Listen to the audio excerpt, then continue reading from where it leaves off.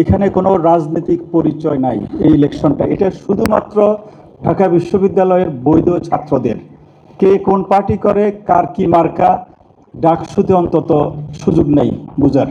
শুধুমাত্র বৈধ ছাত্র সে ভোট দিতে পারবে যার ভর্তি আছে এবং বৈধ যে মেয়াদকাল আছে।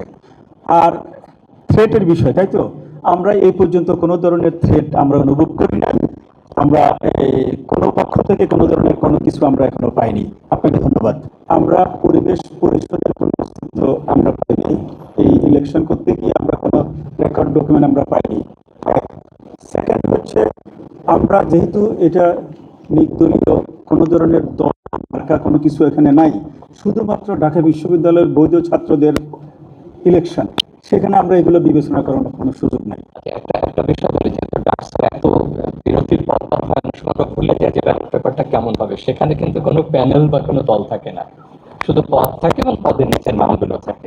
সেটা আবার আমরা স্মরণ করে দিচ্ছি। এখন বাস্তবে অনেক ধরনের তারা জোট তৈরি করতে পারেন বা তারা একসঙ্গে হয়তো এটা করতে পারেন, কিন্তু আমাদের কাছে প্রত্যেকে প্রার্থী এবং যারা ভোট দেওয়ার জন্য যোগ্য থাকেন ওখানে নামগুলো থাকে, ওখানে কোনো প্যানেল বা দল বা কোনো প্রতীকের অস্তিত্ব থাকে না।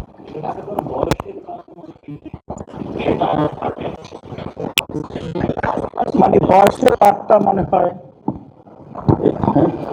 আমাদের যে ডাকসুর যে কনস্টিটিউশন, আপনারা এটি দেখে থাকবেন, হয়তো পেয়েও থাকবেন। এটি এই যে ডাকসুর যে কনস্টিটিউশন, সেখানে কারা ভোটার এটি ডিফাইন করা আছে। তো সেখানে বলা আছে যে যারা আমাদের বৈধ ছাত্র বলতে অনার্সে যারা ভর্তি হয়ে থাকে ফার্স্ট ইয়ারে, এই অনার্সের ছাত্র, মাস্টার্সের ছাত্র এবং এমফিলের ছাত্র, রেগুলার ছাত্রই এখানে প্রার্থী হওয়ার এবং ভোটার হওয়ার সুযোগ আছে এখানে।